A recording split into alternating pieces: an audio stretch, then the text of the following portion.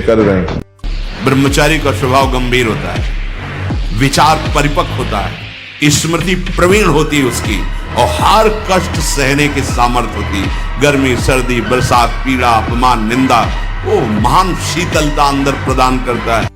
हम सबसे कहते हैं कि बाहरी चीजों से शरीर को फुलाना या बढ़ाना ये कोई पहलवानी नहीं है। ब्रह्मचर्य से रहो, नमक रोटी खाओ। और हम तुमने देखा है अयोध्या के शंकर बाबा ऊपर चद्दर ऐसे उड़े हुए थे, उस समय 50,000 रुपया बाबा के ऊपर इनाम लगा। 4-5 चढ़ गए, हाथ मिलाने, बाबा ऐसे हाथ पकड़ के ऐसे मारते, 3-4 खोपड़ी वाले से चले जाते। 4-5 बोले अयोध्या का सिंह है, एक आचरा ऐसे बजरंग बाल मारा, ऐसे तो फट गया अखाड़ा, एक छलांग में ऊपर हनुमान जी की तरफ। तो ऐसे किया, कोई नहीं ब्रह्मचारी के आगे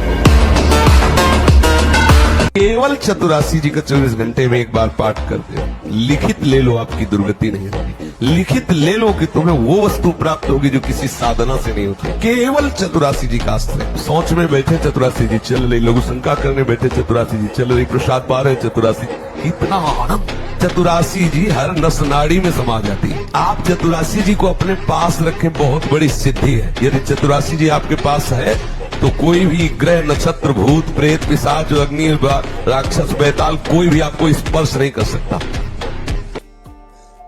ये जो आप डर जाते हो ना कि मन की बात अगर नहीं पूरी करेंगे तो ये बराबर जलाता रहेगा, नहीं जलाता नहीं रहेगा, वो जल के शुद्ध हो जाएगा। अगर मैंने अपने मन और इंद्रियों की बात नहीं की तो मैं जी नहीं पाऊंगा। ये केवल डरा रहा है, तुम जी नहीं, अमर हो जाओगे। बहुत सावधान उपासक, चाहे स्त्री शरीर हो चाहे पुरुष शरीर, सबसे ज्यादा वाणी से अपराध होता है। इसको मौन रखिए, आवश्यक है तो उत्तर दीजिए, नहीं तो मौन शांत। फिर आप देखिए आपकी मंत्र में बार बार वृत्ति। ये तो जो भजन करते हैं, देखो आप भजन जब में आपकी जब रुचि होगी तो बोलने की इच्छा नहीं होगी, अगर आप बोलना भी चाहोगे तो एक जलन होगी, ये क्रम रुक जाएगा जो चल रहा है।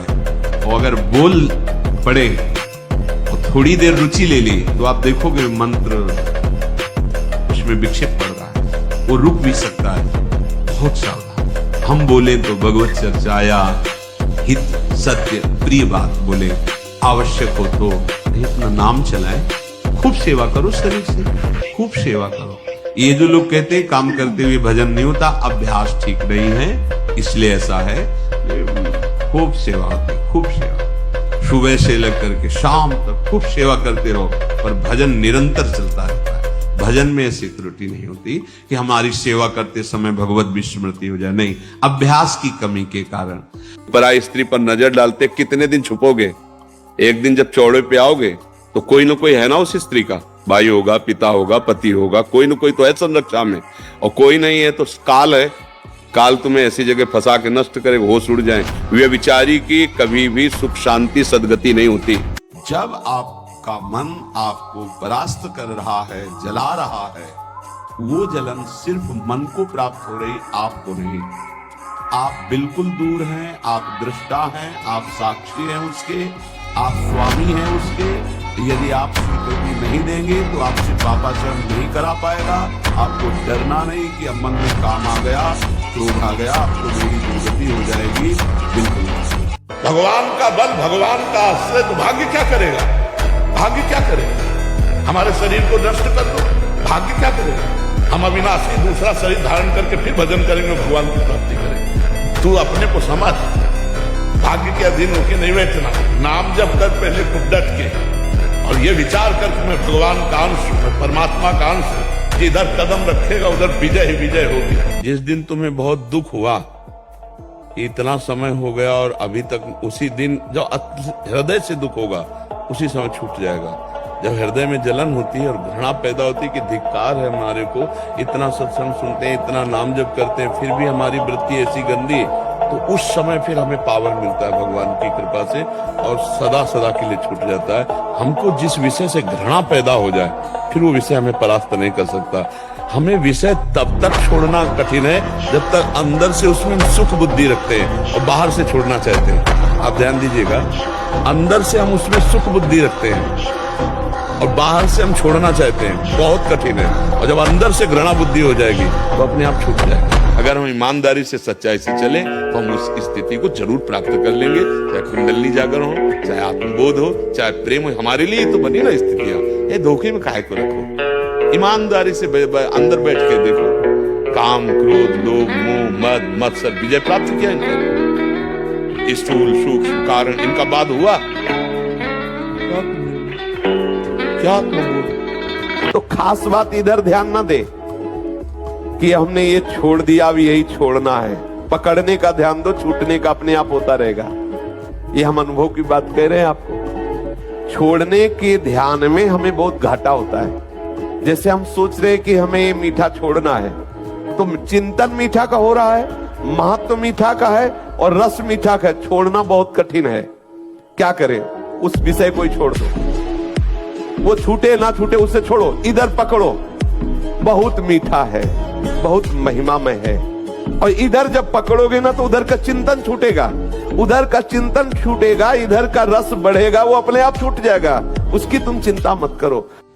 मन की शुद्धि, मन से शरीर का चिंतन करना, शरीर संबंधियों का चिंतन करना, भोगों का चिंतन करना, ये मन की अशुद्धि है। आपका मन तब तक अशुद्ध माना जाएगा जब तक वो किसी शरीर का, किसी भोग का, किसी इंद्रियजन संयोग का चिंतन करता है। पवित्र मन में ये चिंतन हो ही नहीं सकता। अब हमको मन पवित्र करना है तो ये अपवित्रता को रोकना होगा हमें। ये जो अपवित्रता चिंतन के द्वारा हम अंदर अपने मन में डालते हैं, भोगों का चिंतन, शरीरों का चिंतन, राग द्वेष का चिंतन, ये हमारे मन को अपवित्र करती है। ब्रह्मचर्य धारण करने वाले कोई बादाम हलवा घी की जरूरत ही नहीं भाई। तप्त भूमि में पैर कैसे पड़ता है? ऐसी बिजली रहती ब्रह्मचारी के शरीर, बिजली। आसनों पे बैठने का अभ्यास करना, प्राणायाम का अभ्यास करना, सात्विक भोजन पा, ब्रह्मचर्य रहने के लिए तपस्वी जीवन चाहिए बच्चा। ब्रह्मचर्य ये सनातन धर्म का लक्षण। ब्रह्मचर्य सबके लिए है। जैसे अग्नि के ऊपर चला जाए तो कैसे चला जाए? एकदम पैर से ऐसे ये अवस्था किशोर अवस्था है। ब्रह्मचर्य पूर्ण जीवन, एकदम उछलता हुआ जीवन, तेज। कैसा भी कोई हो, किशोर अवस्था बड़ी सुंदर अवस्था होती है, प्रकाश आता है। हर बहन भाई को 20 वर्ष तक नियम पूर्वक ब्रह्मचर्य रहना चाहिए। सीधी बात, 2-3 प्राणायाम बताएं बिना प्रयास वाले, जो ब्रह्मचर्य को अपने आप पुष्ट कर देंगे। पहली बात तो जैसे आप पद्मासन में बैठ गए और पूरी वायु छोड़ दीजिए, रोक लीजिए। अब एकदम प्राणवायु खींचेगी तो एकदम खींच लीजिए और फिर छोड़ दीजिए, फिर रोक लीजिए। उस समय नाम जप कीजिए या मंत्र जप कीजिए। तो ये हुआ बाह्य कुंभक। और एक आंतरिक कुंभ, खींच लिया और बंद कर दिया। अब जितने सेकेंड मिनट आपकी क्षमता है नाम जप कीजिए, फिर निकाल दीजिए, निकाल के तुरंत फिर भर लीजिए, फिर रोक लीजिए। इसे आंतरिक कुंभक कहते हैं। और समभाव से बैठ करके भगवत चिंतन कीजिए। चिंतन से स्वयं प्राणों का याम हो जाएगा। गंदे आचरण वाला कभी किसी को देख लेना, उसका चेहरा ही ऐसा कितने तनाव से युक्त है, और वो कह रहा है मैं ऐसी चेष्टा कर। तनाव मुक्त चेहरा जानते हो किसका होता है? जिसमें संयम होता है, जो सत्य मार्ग, वो तनाव मुक्त। मुख प्रसन्न तन तेज विराजा, कीने से रामचंद्र कर काजा। मुख प्रसन्न होता है। तो समझ रहे हो, आप 20-22 तक ब्रह्मचर्य रहो, बिजली की तरह शरीर में स्फूर्ति, एकदम चमकता हुआ चेहरा। ब्रह्मचारी के चरण ऐसे पड़ते हैं जैसे आग में पड़ते हैं, क्योंकि ब्रह्मचर्य होता है। हो सकता है जिस दिन से तुम अच्छे चलना शुरू करो तो अब तुम्हें आगे महासुख मिलना, तो तुम्हारे पाप का कनेक्शन जुड़ जाए। अब हर कदम पे विपत्ति, ऐसा भी माया दिखा सकती, बहुत विचित्र है। पर आप पक्का समझ लीजिए कि वो आपके पाप नष्ट हो रहे हैं, आगे महासुख आने वाला है। क्योंकि जिस समय पूर्व पुण्य और ये पुण्य कनेक्शन हुआ प्रकाश नहीं, डरना नहीं, हारना नहीं। हर जी मेरी दिनचर्या कुछ दिन तो सही से चलती है, पर फिर मन गिरा देता है और कभी कभी मन बहुत परेशान करता है हमारा। ब्रह्मचर्य की कमी, ब्रह्मचर्य संभालो, जो सोचोगे वही करने के लिए तुम बिल्कुल तत्पर हो जाओगे। हम लोगों का जो ढुलमुल स्वभाव है ना, वो ब्रह्मचर्यहीनता के कारण बन गया है। ब्रह्मचर्य के गंदे जो हीन करने वाले आचरण, उनको छोड़ो। अभी तुम नए बच्चे हो, ठीक है? खान पान पवित्र रखो, मोबाइल रखते हो, गंदी बात मत देखना। वो टच वाला मोबाइल है, हाँ गंदी बात मत, गेम मत खेलना, गंदी बातें मत देखना, गंदे बच्चों का संग मत करना, तो बढ़िया आगे बढ़ जाओगे। नहीं तो मोबाइल में गंदी बातें देखोगे, गंदे बच्चों का संग करोगे, तो सब बेकार की बातें हो जाएंगी, ठीक है? क्या मुर्दे जैसा जीवन, जो इंद्री जैसा चाहे वैसा डाउन कर दे, जैसा चाहे वो हमें शोक दे दे, दुख दे।